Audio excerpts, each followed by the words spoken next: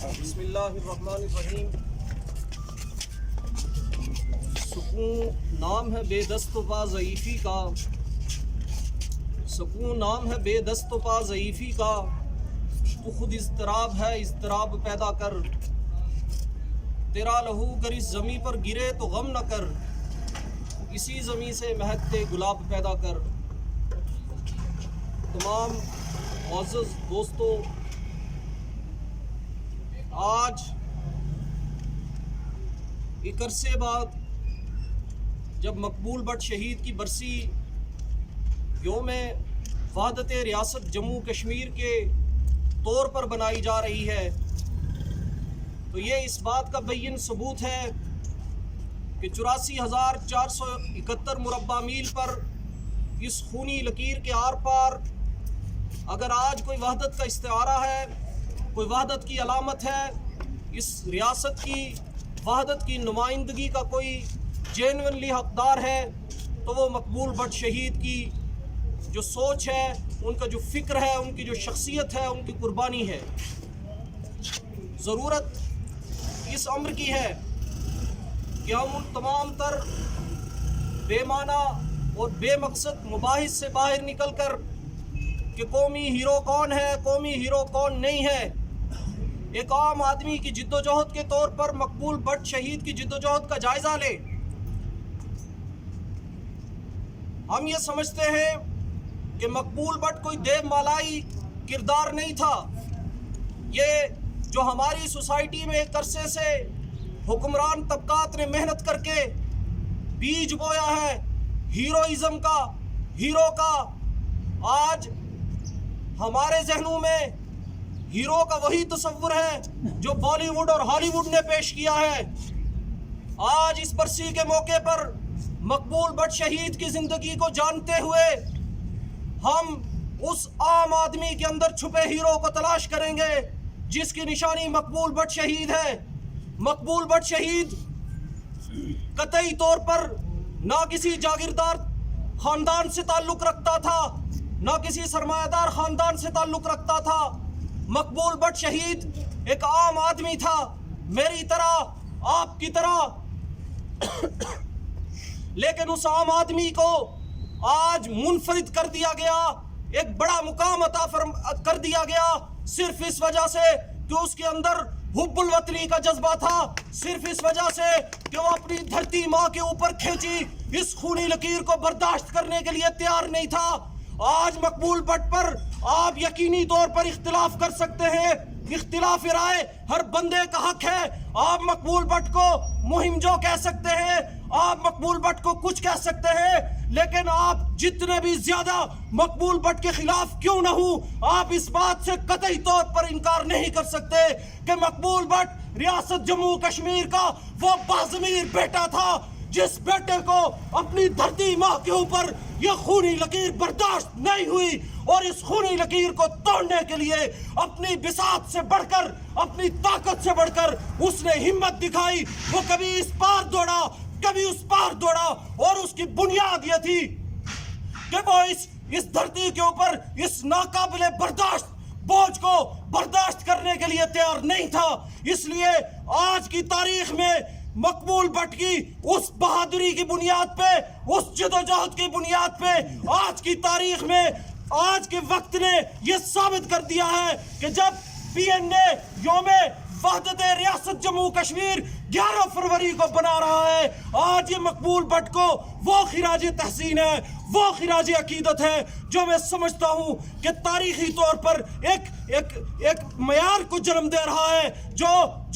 جو ببانگ دہل یہ بات کہہ رہا ہے کہ مقبول بٹ مرا نہیں ہے، مقبول بٹ زندہ ہے۔ تمہاری تہاڑ جیل کی پھانسیاں، تمہاری غداریاں، تمہاری سازشیں اسے مار نہیں سکتی۔ چونکہ محترم دوستو، فہرست بہت وسیع ہے، لمبی ہے، بہت سارے اور بھی دوستوں نے بات کرنی ہے، اس لیے میں اپنی بات کو سمیٹتے ہوئے صرف مقبول بٹ کے ان آخری لمحات میں جو انہوں نے یہاں پہ خصوصی عدالت کے سامنے جو تاریخی الفاظ کہے، میں ان پہ چند باتیں کہہ کے اجازت چاہوں گا۔ جب مقبول بٹ شہید کو اس خصوصی عدالت کے سامنے پیش کیا گیا، وہاں مقبول بٹ نے تاریخی الفاظ کہے تھے۔ مقبول بٹ نے کہا تھا کہ میں تم سے کہتا رہا کہ تم شیخ مجیب کے ساتھ بیٹھ کر تم اپنے آئینی مسائل حل کرو، کیونکہ ہم پاکستان کے قطعی طور پر ریاست پاکستان کے دشمن نہیں ہیں۔ ہم یہ کہتے ہیں کہ پاکستان مستحکم ہونا چاہیے، اور پاکستان کے استحکام کا مطلب یہ ہے کہ پاکستان کے اندر رہنے والے لوگ جو ہیں ان کے معیار زندگی جو ہے وہ بلند ہونا چاہیے۔ اس لیے ہم نے تم سے کہا کہ تم شیخ مجیب کے ساتھ بیٹھ کر اپنے آئینی مسائل کو حل کرو، لیکن نہیں، تم نے اس طرف توجہ نہیں دی، بلکہ تمہاری اسٹیبلشمنٹ نے، تمہاری ملٹری اسٹیبلشمنٹ نے، سول اسٹیبلشمنٹ نے، یہاں کی بیوروکریسی نے ہمیشہ جو مسئلہ ریاست جموں کشمیر ہے اس کو ہمیشہ اپنے گھٹیا مفادات کے لیے استعمال کیا ہے۔ لیکن تم نے ریاست جموں کشمیر کے لوگوں کے ساتھ ہمیشہ دھوکہ کیا ہے، اور تم نے ہماری بات نہیں سنی، اور آج تم کہتے ہو کہ پاکستان کی طرف سے مقبول بٹ کے اوپر الزام لگا کہ وہ ہندوستان کا ایجنٹ ہے، ہندوستان کہتا ہے پاکستان کا ایجنٹ ہے۔ تب مقبول بٹ کے وہ تاریخی الفاظ جو آج ہم سب دوستوں کو یاد کرنے کی ضرورت ہے، وہ الفاظ یہ تھے محترم دوستو کہ میری ریاست جب آزاد ہوگی اور اس ریاست کے اوپر ایک امن کی فاختہ جو ہے وہ اپنے پنکھ پھیلائے گی، تب میری قوم یہ سب جان جائے گی کہ ہم نے کون سی سازشیں کی ہیں، ہم نے کون سی ایجنٹیاں کی ہیں، یا ہم نے اپنی ریاست جموں کشمیر کے وفادار بیٹے ہونے کا حق ادا کیا ہے۔ لیکن محترم دوستو، یہ بھی ایک تاریخی حقیقت ہے کہ مقبول بٹ شہید نے یہ بات کہی تھی کہ ہم نے پاکستان پہ انحصار کیا، لیکن پاکستان نے ہمارے ساتھ ہمارے معیار پہ پورا نہیں اترا، اور وہ تاریخی الفاظ کہے تھے کہ جد و جہد کے دوران یہ ہوتا ہے، بہت سارے ایسے مسائل آتے ہیں، اور جد و جہد کے دوران آپ اپنی غلطیوں سے سیکھتے ہوئے آگے بڑھتے ہیں۔ ایک انقلابی جو ہے وہ کبھی مشکلات سے نہیں گھبراتا، اس لیے وہ اس بنیاد پہ کہ جب ہم پاکستان پہ ریلائی کر رہے تھے، پاکستان نے ہمارے ساتھ دھوکہ کیا ہے، تو مقبول بٹ شہید نے پاکستان کے ان حکمران طبقات کے لیے تاریخی الفاظ کہے تھے کہ جو ریاست اپنے ہی لوگوں کے ساتھ وفادار نہیں ہو سکتی، وہ اس قوم کی پشت پہ کبھی بھی کھڑی نہیں ہو سکتی، کہ جو قوم اپنی آزادی کی جدوجہد کر رہی ہو، جنگ لڑ رہی ہو۔ اس لیے محترم دوستو، آج ضرورت اس امن کی ہے کہ ہم مقبول بٹ شہید کا پیغام ایک مرتبہ پھر پاکستان کی عوام تک پہنچانا چاہتے ہیں کہ ہمارا آپ کے ساتھ تاریخی رشتہ ہے، ہمارے تاریخی، تہذیبی اور ثقافتی رشتے ہیں۔ ہم جب اپنی خود مختاری کی بات کرتے ہیں تو اس کا مطلب یہ نہیں ہے کہ ہم اپنی ریاست کو اٹھا کر کوئی مریخ پر لے جائیں گے، ہمارے یہ رشتے باقی رہیں گے، لیکن ان رشتوں کو باقی رکھنے کا مطلب یہ ہے کہ آپ جو ہے آپ ہماری لڑائی نہیں لڑ سکتے، آپ خود ہمارے اوپر قابض ہیں، آپ نے خود ہمارے وسائل لوٹے ہیں۔ اس لیے جو ایک 50-60 سال سے آپ نے یہ ڈرامہ رچایا ہوا ہے کہ کشمیر پاکستان کی شارک ہے، کشمیر پاکستان کا ناگزیر حصہ ہے، آپ اس سے دستبردار ہو جائیے، اور آپ کا کام بنتا ہے کہ آپ اپنے شہریوں کو چائنا کے اندر سے نکالیں، آپ اپنے شہریوں کو پھر سستا آٹا دیں، چینی دیں، آپ اس پہ اپنی توجہ صرف کریں، آپ اپنے لوگوں کے مسائل حل کیجئے، آپ چھوڑ دیجئے ریاست جموں کشمیر کے مسئلے کو، آپ اپنی فوجوں کا انخلا کیجئے، اور گلگت بلتستان اور نام نہاد آزاد کشمیر پر مشتمل ایک آئین ساز اسمبلی کا حق اس ریاست کے باشندوں کو دیجئے۔ اس کے بعد ہم جانے اور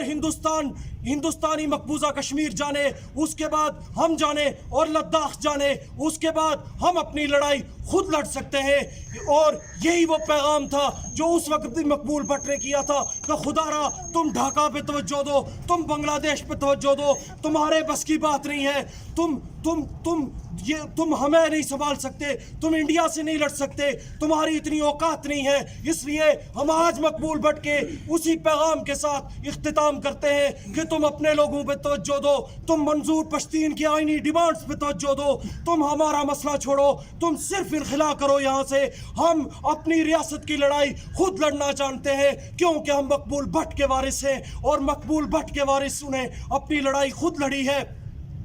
میں آخر میں محترم دوستوں صرف اتنا کہوں گا کہ مقبول بٹ ایک کردار کا نام ہے. مقبول بٹ کو کوئی پھانسی مار نہیں سکتی, لیکن مقبول بٹ مرے گا تو اسی 11 فروری کے دن مرے گا جب مقبول بٹ کے نام سے ٹولیوں میں اس کو خراج عقیدت پیش کیا جائے گا. مقبول بٹ مرے گا تب مرے گا جب اجتماعیت کے دھارے سے کٹ کر اپنی فرقہ پرور سوچ کی بنیاد پر اپنی گروہی سرگرمیاں کی جائیں گی, اور وہ بھی ریاست جموں کشمیر کی بنیاد پہ کی جائے گی. اس لیے مقبول بٹ کی زندگی اب ہمارے ہاتھ میں ہے, ہمارے اتحاد کے ہاتھ میں ہے, ہماری اجتماعی قوت اور طاقت کے ہاتھ میں ہے. اگر ہم متحد رہے تو یقین مانیے وہ وقت دور نہیں ہے جب ریاست جموں کشمیر کی جملہ اکائیاں مشترکہ طور پر بیٹھ کر ایک با اختیار اسمبلی کے اندر بیٹھ کر یہ ڈیسائیڈ کریں گی کہ ریاست جموں کشمیر کی قومی آزادی کا بنیادی پتھر رکھنے والا مقبول بٹ شہید تھا. میں یہ سمجھتا ہوں کہ اگر ہمارا اتحاد جاری رہا